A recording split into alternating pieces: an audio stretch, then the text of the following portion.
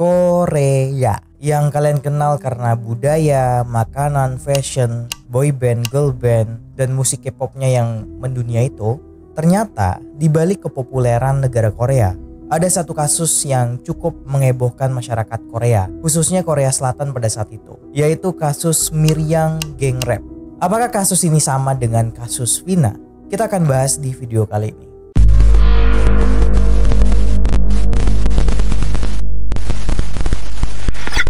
Tahun 2004, ada seorang gadis berusia 14 tahun bernama Choi berkenalan dengan seorang remaja bernama Park 17 tahun lewat internet. Oke, sebelumnya kita akan membahas latar belakang secara singkat dari Choi ini. Diketahui, Choi ini tinggal bersama ayahnya yang juga seorang pemabuk. Sedangkan ayah dan ibunya ini sudah bercerai dari lama. Choi tinggal bersama ayah dan adik perempuannya di daerah Ulsan dan Changwon. Selain itu, Choi merupakan siswi SMP. Nah, seiring berjalannya waktu, Park dan Choi pun semakin sering chattingan.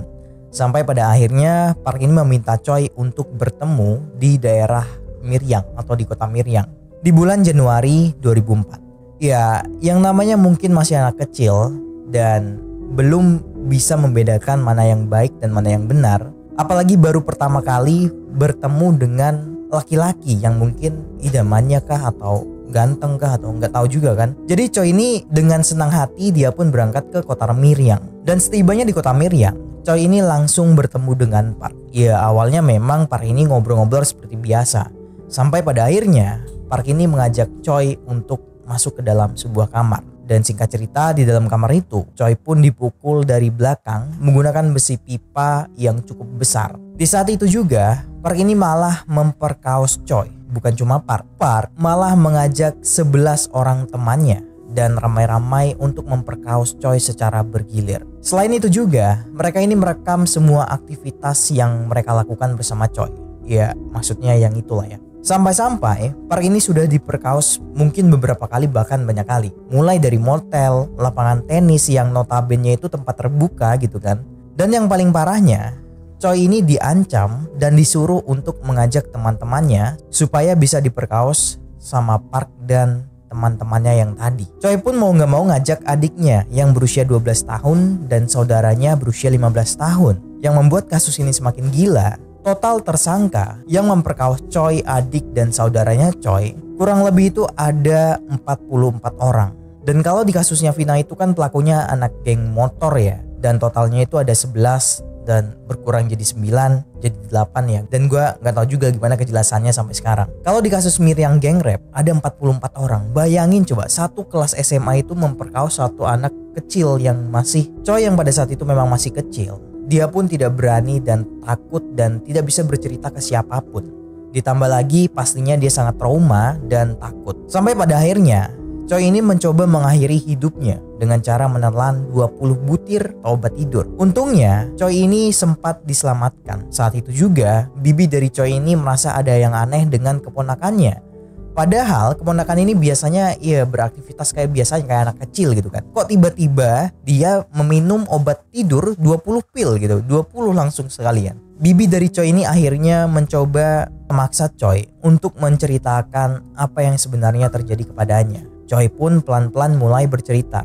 Setelah bibinya mendengar cerita itu pun, bibinya ini langsung kaget dan langsung menelpon ibunya Choi dan melaporkan kejadian itu ke kantor polisi di tanggal 24 November 2004. Coba tebak apa respon polisi tentang kasus Choi pada saat itu?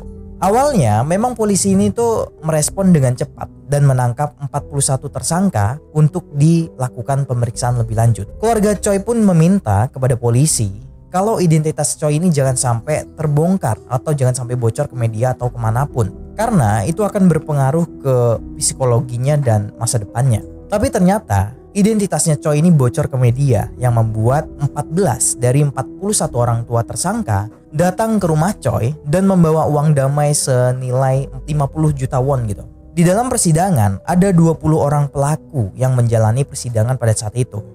Dan diputuskan tidak bersalah oleh hakim karena kurangnya bukti. Dan 7 orang lainnya terbukti bersalah dan dijatuhi hukuman penjara. Dan sisanya yang gak tahu kemana. Dan yang lebih gilanya lagi, salah satu orang tua tersangka itu mengatakan, dia tuh ngomong kayak gini, Kenapa kita harus kasihan sama keluarga korban? Kenapa kalian tidak memikirkan penderitaan kami? Padahal yang menggoda itu kan Choi, bukan anak kami. Harusnya orang tua Choi mengajarkan sopan santun dong. Coba bayangin gimana rasanya kalian sebagai orang tuanya Choi ketika ada orang tua tersangka yang bilang kayak gitu.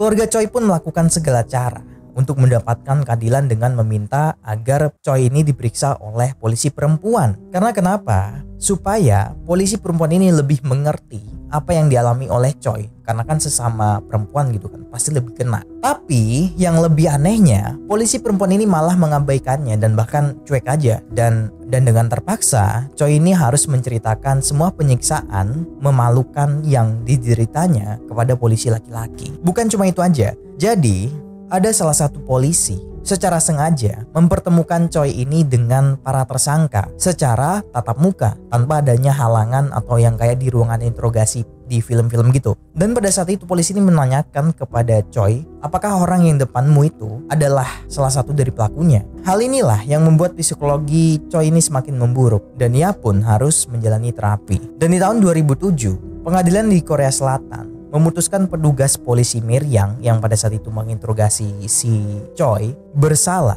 karena dianggap lalai dalam melindungi korban. Ya tentu dong, petugas polisi Miryang juga harus membayar denda senilai 50 juta won kepada kedua korban dan keluarga mereka. Bukan 2, bahkan 3. Tapi di Juni 2008, keputusan itu diubah oleh Mahkamah Agung Korsel dengan menetapkan kompensasi sebesar 70 juta won. Dari 44 siswa yang terlibat, 10 didakwa, 7 dipenjara dan 3-nya di penahanan. 20 dipindahkan ke ruang tahanan anak dan 14-nya dilepas begitu aja. Semua orang yang terlibat bisa pergi tanpa adanya catatan kriminal. Sampai hari ini mereka pun mungkin masih sekolah di perguruan tinggi ataupun ya mungkin udah bekerja, kita kan gak pernah tahu. Ya bahkan bisa menjalani kehidupan normal sebagai orang normal. Dan baru-baru ini di tahun 2024, tepatnya di bulan Mei, tanggal 27, seorang YouTuber bernama Narak Bongwanso mengungkapkan identitas seorang pria bernama Shin yang diduga sebagai salah satu pelaku dalam kasus Miryang.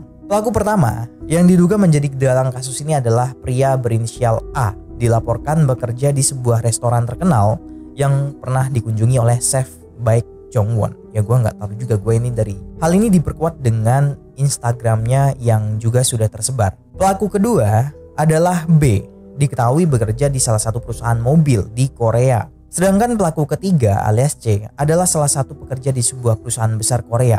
Semuanya disebutkan menjalani kehidupan yang layaknya seperti orang normal, bahkan menikah dan mempunyai anak. Dan setelah ketiga identitasnya terungkap, A dilaporkan menutup restorannya, B dan C sudah dikeluarkan dari tempat kerjanya. Dan untuk kasus selanjutannya, kalian bisa pantengin channel yang gue kasih tahu tadi, Narak Bongwanso, tapi dalam bahasa Korea ya. Kalau bahasa Indonesia tuh nanti nggak bakal ketemu di YouTube. Ya kurang lebih sama lah ya sama kasusnya Vina, yang pelakunya belum jelas sampai sekarang. So jadi kalau ada salah kata ataupun kata yang kurang pas, mohon dimaafkan. Dan mungkin ya pasti banyak informasi yang miss atau salah, ya bisa kalian tambahkan di kolom komentar. Terima kasih sudah menonton video ini.